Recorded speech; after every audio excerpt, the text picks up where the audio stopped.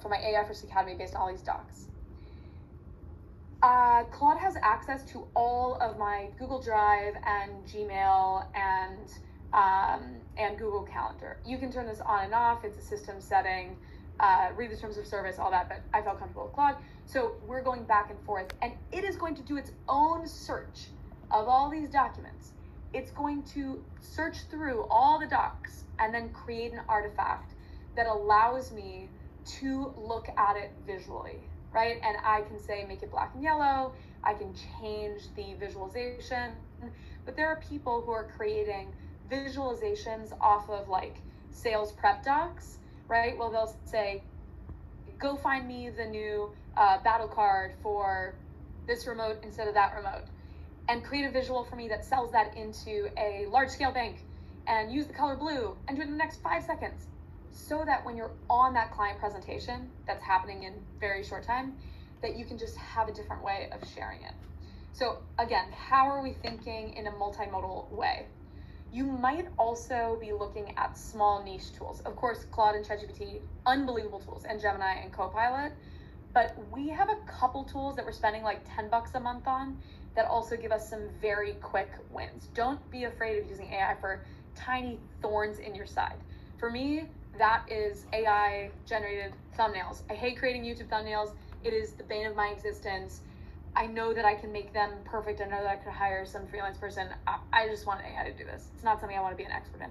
So I have a couple images. I can upload the video and it creates its own based on screenshots from the video. This is just one of those tools that we're using. We'll share one in a bit, but don't forget the little $10 wins. Not everything is like a $200 or $300 a month tool. Micro monthly subscriptions, absolutely. I am thinking very, very modular when it comes to being AI first, and that includes what sort of tools I'm using. Another example here, this is U.com. You can also go into a tool like Copilot or Gemini that has a very similar feature here. This is within U.com, there's a button for agents. You can select which of the agents you want to chat back and forth with. I'm just going to select the sales one. It gives me pre-built options, pre-prompted options where they've tested it. They've decided, hey, this is pretty helpful. So I'm going to use the sales emailer agent. Again, pre-built, super easy to test. I might still go ahead and customize one later, but let's get that test in with someone who's already slaved away for hours. So I'm going to ask this sales emailer agent, hey, my name's Bobby. I work at Stripe. Here's what I'm doing.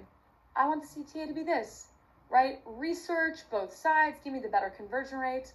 And so it's going to perform quick research. It's going to help me out. It's going to come up with its own plan, right? Right now we have reasoning agents. That's the big win this year. Reasoning agents that come up with their own steps. So it's not me asking, GPT-4 and me saying, write this email, and then it completes tokens and writes the email. This system writes this email, and it already has a prompt for how to write epic emails. And then it goes, in order to write an epic email, I should research Stripe's latest payment solutions. I should investigate this person's financial incentives. I should find information. It creates that entire research plan, and then it executes on that plan. And it comes back and it gives me all these answers and all these sources, and it had read through and searched through those 20 sources, right? I'm hiding some of these private chats. But what I thought was funny here was that there's actually a real Monica. This is a fake example, but it did find a real Monica who works there. So you never know what you're going to find. But this is one of these agents. If you are new to the agent space, I would test one of the pre-built ones. I would go into Gemini Gems or go into ChatGPT, GPTs with actions, very similar, or Copilot agents tab as well. There's a lot of just really, really strong pre-built ones. David, I start a lot of my emails with, I hope this finds you well. Okay, we can also build web apps for quick repeated tasks. So this is kind of a weirder task that my team runs into a lot. You might, for example, constantly have to, take an invoice and turn it into an SOW or something like that, or vice versa. Take an SOW, turn it into an invoice.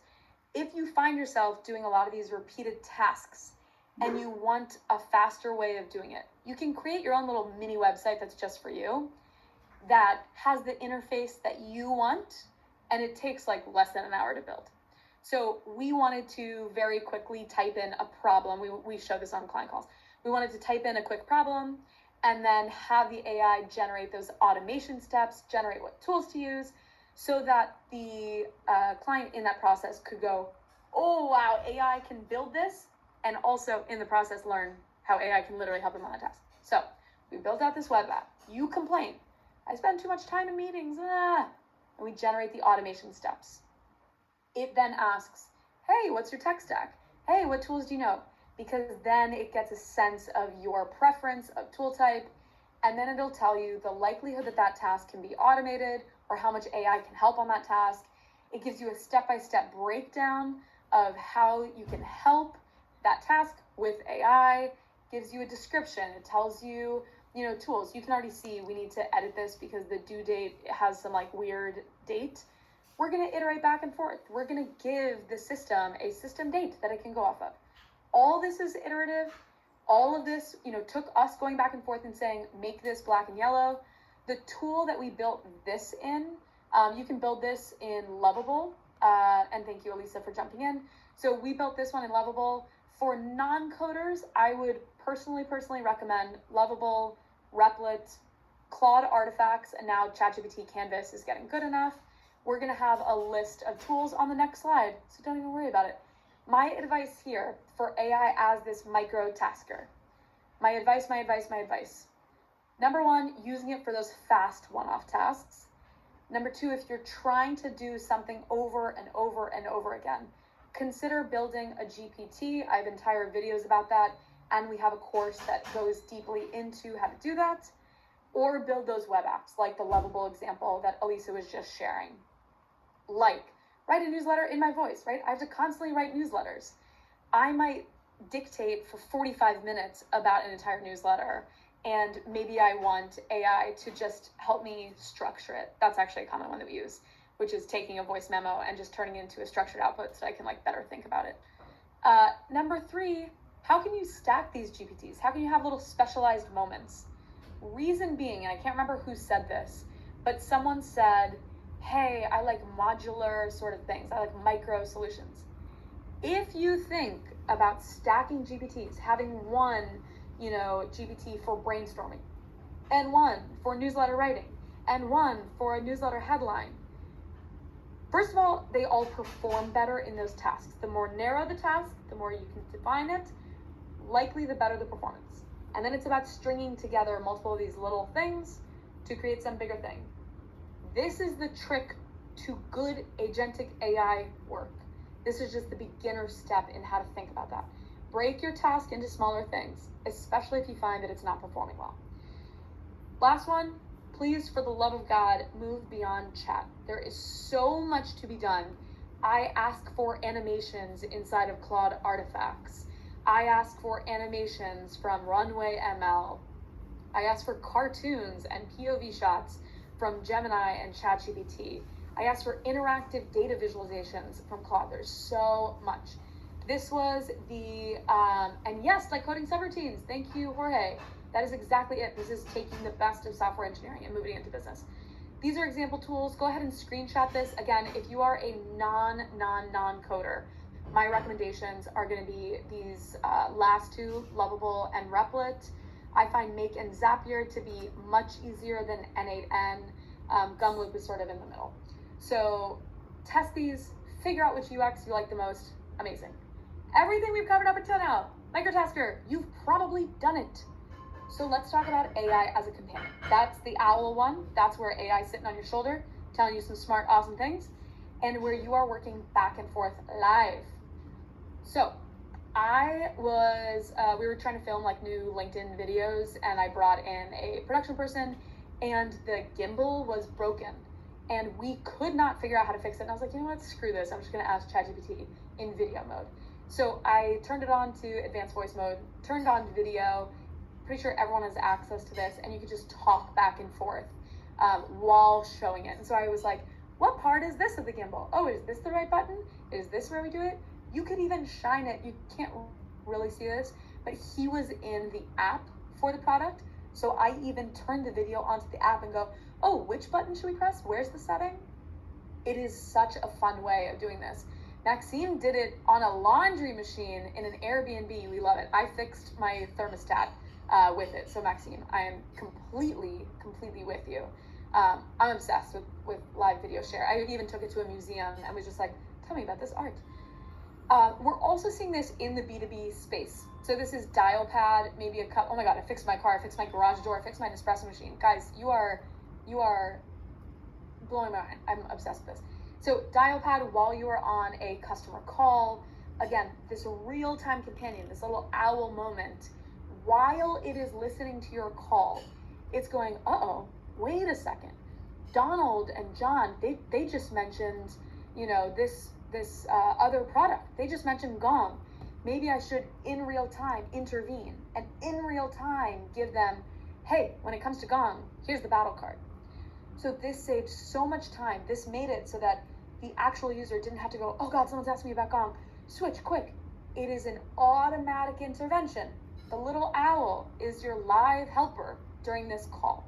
This is one example, Dialpad. There are a ton, especially in the sales and customer support area.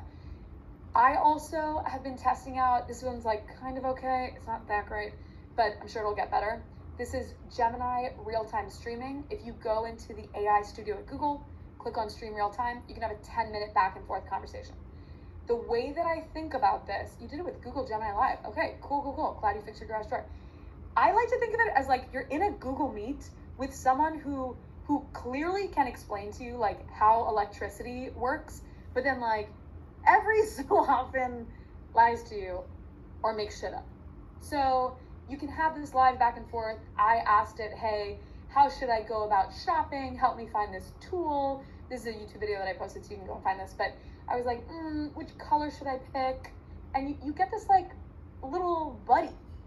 By the way, if you just load this right now, literally just in another tab, aistudio.google.com. Go there now and click stream real time and then test it after this. Again, you'll note that it is not perfect. It'll kind of not hear you sometimes, but it is worth a 5-minute test. And then just like open up an Amazon tab and go back and forth.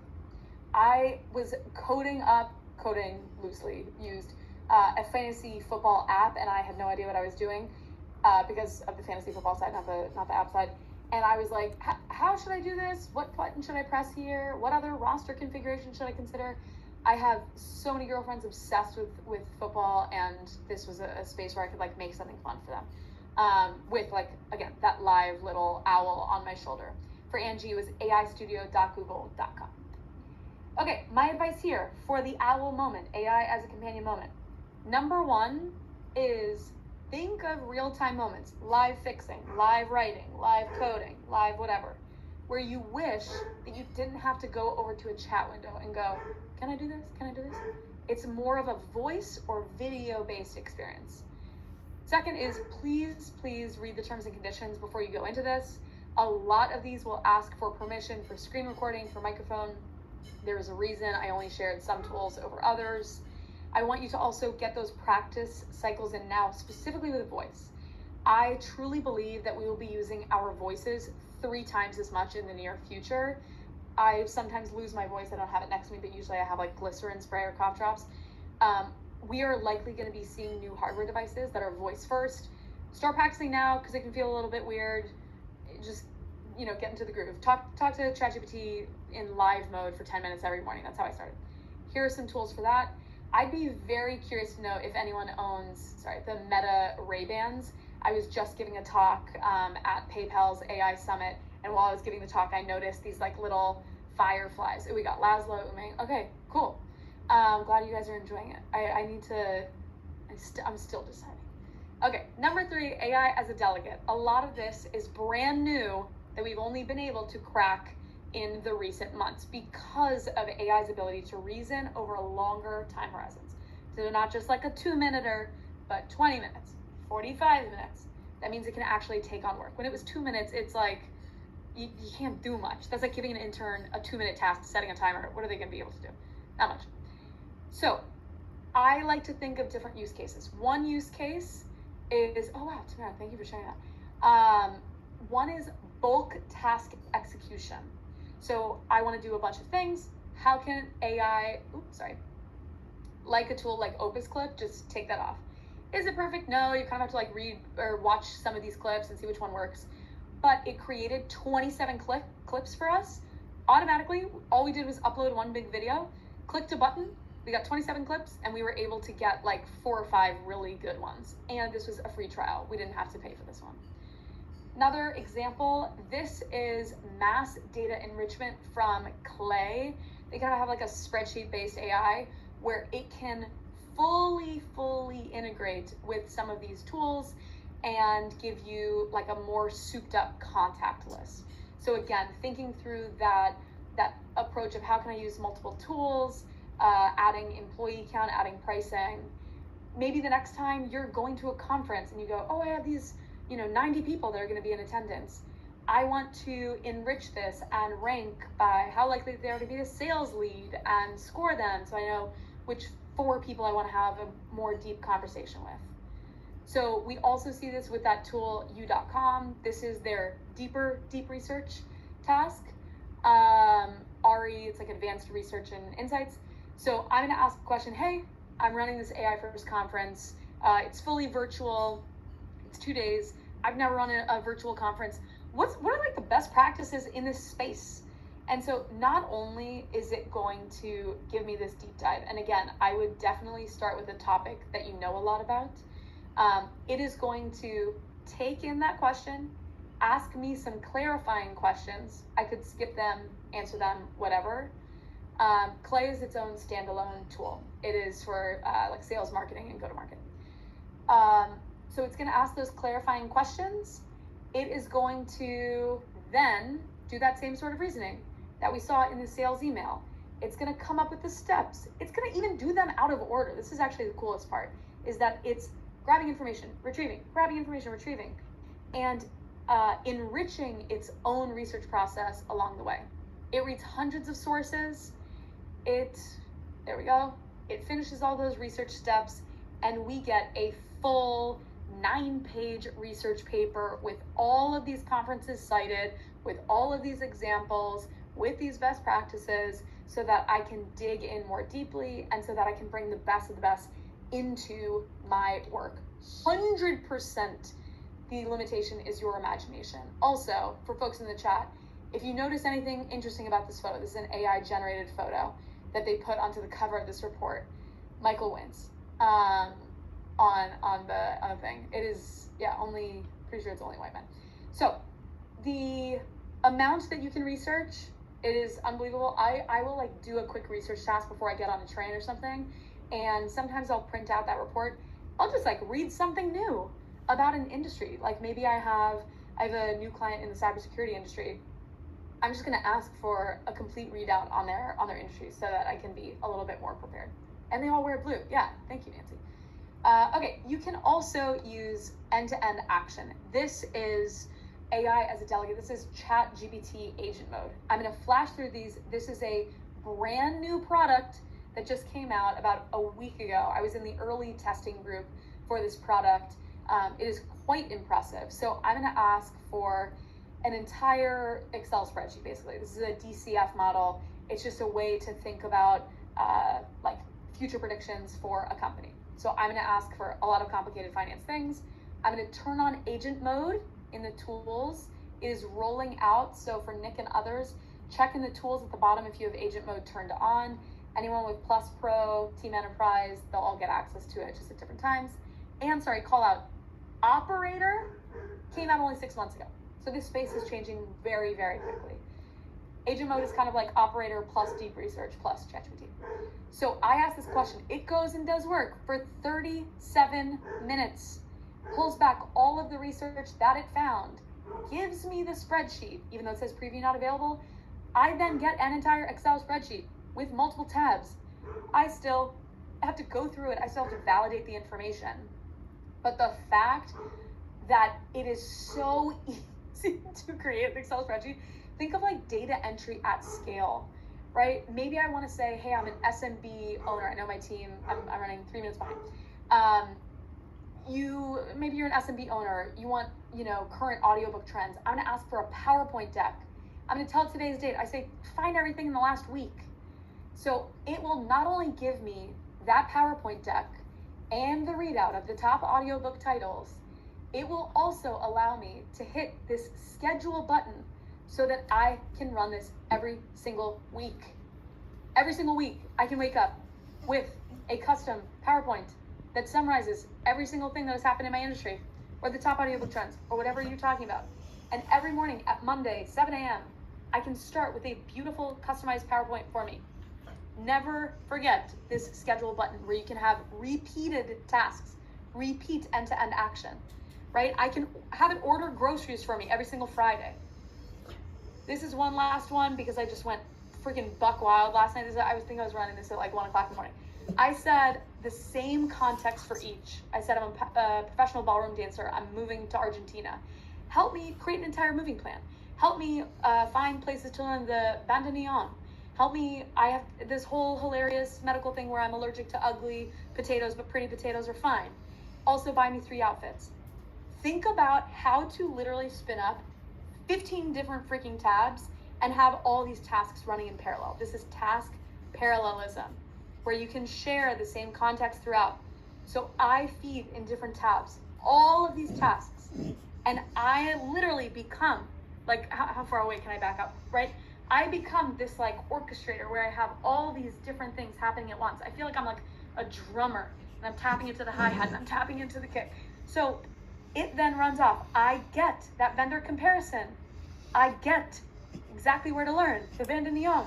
I get a beautiful 1-page, how to actually like contact the doctor. You can't really see here, but for folks after, read these Spanish phrases. One of them is that I'm allergic to papas de aspecto extraño, solo puedo comer papas frescas. It's like, I'm really allergic to ugly potatoes. I can only eat pretty potatoes. I love that ChatGPT was just like, yep, on it. Totally reasonable ask. I'm here for you. Super helpful. Okay, we also see a lot of automations. I'm going to breeze through these to help us keep going. Mostly wanted to give that agent mode. So make.com, we've built out an entire thing that helps us draft replies into our customer support emails. We still have a human check. We still have a human edit. It's just getting that draft in place. So we get a new email in, ChatGPT drafts it and scores it on urgency. We then get that draft written, saved in Gmail, and also we get that summary of the email into Slack. So again, immediate draft back, thing back in Slack. We can tag people. We also now literally tag the person who's in charge of this, depending on what sort of task it is. It is incredibly helpful. That's from make.com. My advice for delegates, think about big tasks. Think about ways that you do not have to sit there and watch all 37 minutes of it working. Maybe you're checking throughout, maybe you're logging in the middle. Think about how to not have you be the only trigger for this, right? The repeated tasks, if you saw, I said every Monday, I think I said like 7 a.m.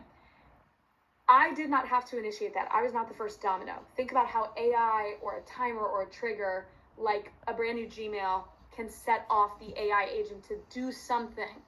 If it is only initiated by you, you are the bottleneck in your own work. How can you remove yourself as the bottleneck? Example tools here. Again, screenshot. Now. We're breezing. Okay, last one is AI as a teammate. Again, thinking through how you can give it access to a bunch of different documents and how you can share this set of documents. This is Notebook LM. I'm sure many people have used it. We use both Make and Gumloop. Allowing people to ask things like, hey, what are my active workflow automations? Right? You can do this with Claude connecting to all of your Google work, or ChatGPT connecting to all of your Google work, whatever you feel most comfortable with. My team uses Claude. We'll ask questions about like Google Drive because someone else might have dropped in a document, and then we can ask about it in our version. So how can you use that as that shared teammate, that shared brain? Perplexity also has a really interesting offering here. I was at a conference last month where Perplexity was recording every single, or like 95% of the talks, so that during the conference, you could ask this little data pool, this shared brain question. So I was like, which speakers have mentioned China and which ones haven't mentioned China? Give me the entire breakdown and what they said, right? Crazy easy, particularly because I can only be in one room at a time. So this also allowed me to scale as well. Shared analyst, we have a Slack thread where we can ask data questions, again, using Clay. We're gonna kind of breeze through this one. Copilot, if you have not yet built out a Copilot flow where you can do things like, hey, every Friday morning, send our weekly KPIs to these 4 people in this format, follow this template, right? How are you creating like a shared 20% project manager?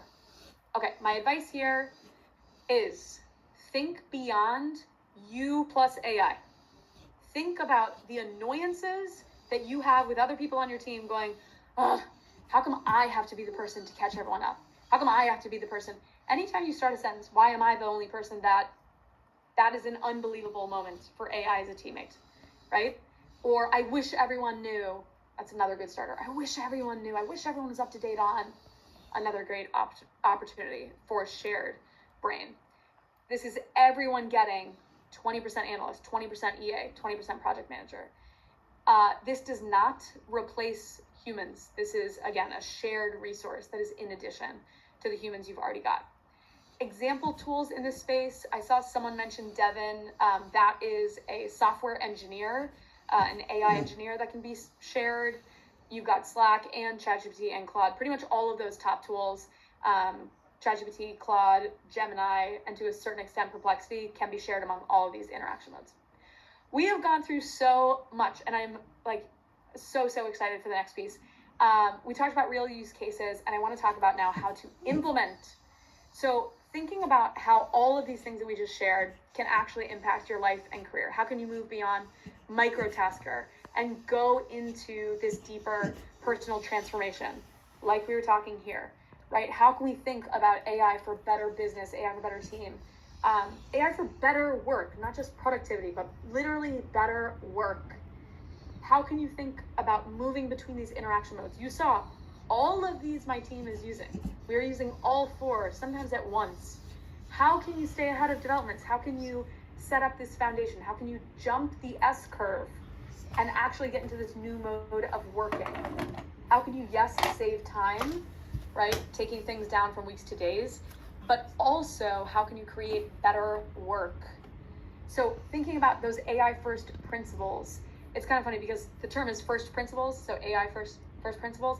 I am always thinking from that foundational piece of how can I transform my work? How can I burn shit down? I know that sounds violent, whatever, but like that is how it feels to have changed the way that I'm working like every like 6 months or so. I have changed the way I work. I voice dictate 50 times a day. I mean, it's changed my capacity as a human. And I mean that in like the best way possible. So taking on these complex projects, being able to have my team create prototypes. We'll throw out product ideas. We're already making the prototypes in the meeting itself. We're analyzing tons of research papers and culling it into the top ones that we care about and freeing up that time. When you operate from an AI first mindset, it is not just that productivity boost, okay? But it is creating better work, better output that is taking your competitive advantage and being able to build on top of it. So if you're ready for the grand announcement, I know that folks are overwhelmed. That is in fact, it is okay, because when you're past to that point, when you've hit that ceiling, you kind of have to go through that discomfort and breaking to say, oh my God, now it actually has to be at the system level and not at, here's how to exactly write this prompt level. So if you are ready, I am super excited to announce, I know you guys already know that we have an AI First conference. This is how we are turning folks into AI First, not only individuals, but businesses. The entire AI conference is for business professionals, so non-engineers, but these are largely going to be for, we've got SMB owners and entrepreneurs, team and department leads, I know a ton of people, weirdly in the last couple months, this has increased, I think because of the AI app built